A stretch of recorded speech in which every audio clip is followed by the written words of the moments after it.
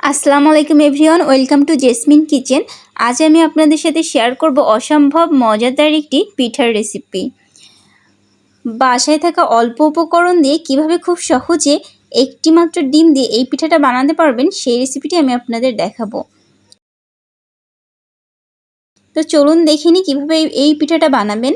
আমি একটা বাটিতে 2টা ডিম নিয়েছি, দিয়েছি 1 কাপের মতো চিনি, দিয়েছি এক চা চামচের মতো লবণ দিয়েছি, আপনারা আপনাদের স্বাদ অনুযায়ী দিয়ে নেবেন। আমি এটা একটা হ্যান্ড মিটারের সাহায্যে ডিম আর চিনি ভালোভাবে ফাটিয়ে নিচ্ছি।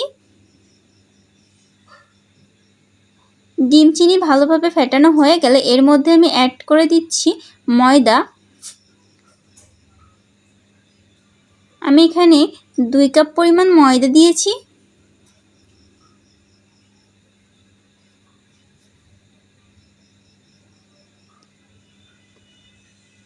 এই পিঠাটা কিন্তু আপনারা চালের গুঁড়ি দিয়ে বানাতে পারবেন, কিন্তু আমি আজকে এটা ময়দা দিয়েই বানিয়েছি।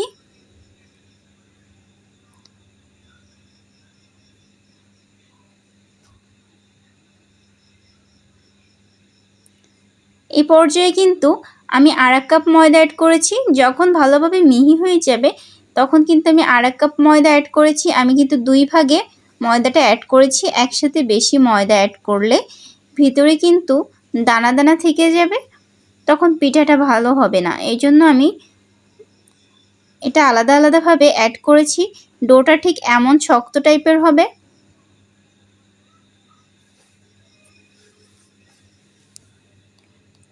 আমি একটু তেল দিয়ে ডোটা আরেকটু ভালোভাবে মেখে নিচ্ছি।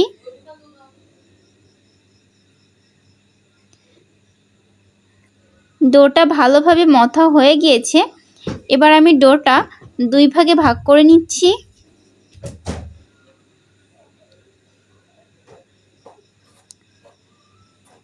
এখান থেকে একটা ডো নিয়ে আমি ভালো ফিরাই বেলে নিব।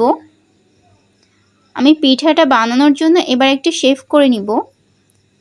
একটা বড় সাইজের রুটি আমি তৈরি করব।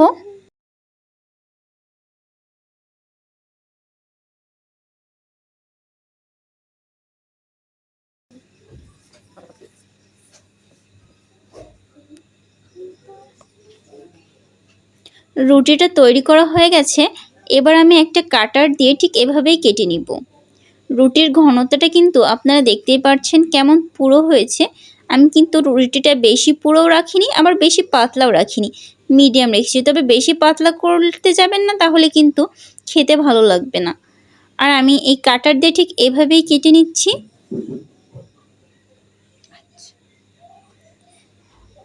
এই পিঠাটা কিন্তু হাত দিয়েও বিভিন্ন ডিজাইন করা যায়, কিন্তু আমি কাটার দিয়েই করেছি।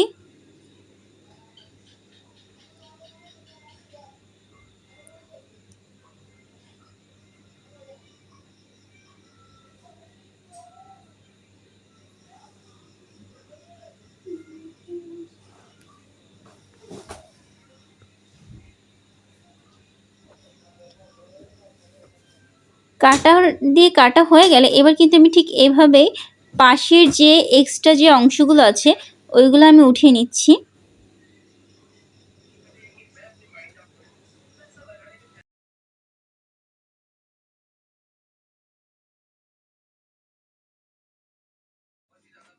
শিউলি ফুলের কাটারটা দিয়ে ঠিক আমি এভাবেই কেটে নিচ্ছি।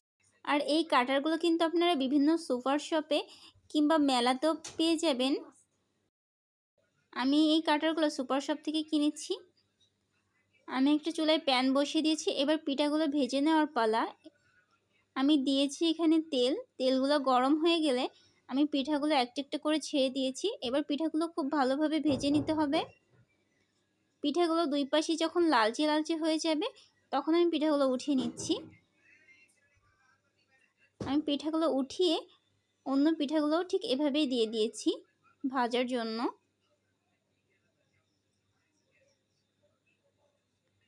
তো পিঠাগুলো কিন্তু সবই ভাজা হয়ে গেছে, দেখতেই পাচ্ছেন। ভাজার পর এটা কতটা ক্রিস্পি আর সুন্দর দেখা যাচ্ছে।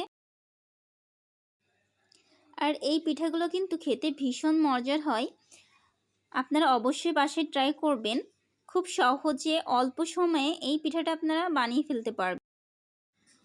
আমার ভিডিওটা ভালো লাগলে অবশ্যই লাইক, কমেন্ট এবং শেয়ার করে দেবেন। আল্লাহ হাফিজ।